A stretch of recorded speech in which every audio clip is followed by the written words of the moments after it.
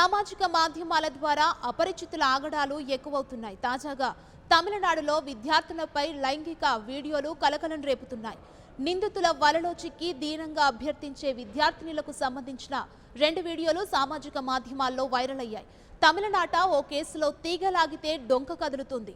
కోయంబత్తూరు జిల్లా పొల్లాచికి చెందిన తిరునక్కవరసు అనే ప్రాంతానికి చెందిన ఓ విద్యార్థినితో ఫేస్బుక్లో పరిచయం పెంచుకున్నాడు. సాన్నిహిత్యం పెరిగినందుకు తన మిత్రులకు పరిచయం చేస్తానంటూ ఫిబ్రవరి 12న ఆమెను కారులో తీసుకెళ్లాడు.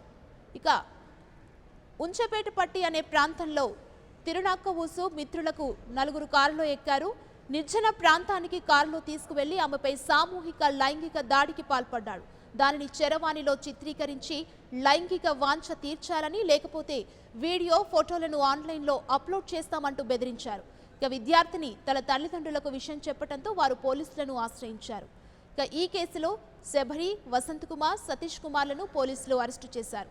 పరారీలో ఉన్న తిరునక్కవరసు తిరుపతిలో గత వారంలో అతన్ని అరెస్టు చేశారు. ఈ వ్యవహారంలో కొందరు ప్రముఖులకు సంబంధం ఉందంటూ అరెస్టుకు ముందు సామాజిక మాధ్యమాల్లో తిరునక్కవరసు వీడియో విడుదల చేయడం కలకలం రేపింది. ఇక విద్యార్థినులపై లైంగిక దాడుల ఘటన వెనుక అధికార పార్టీ నేతల ప్రమేయం ఉందనే వదంతులు రావడంతో ఈ వ్యవహారం వివాదాస్పదమైంది.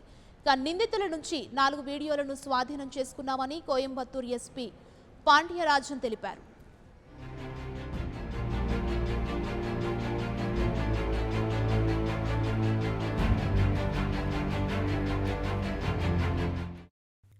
For more updates, please subscribe 99 TV Telugu.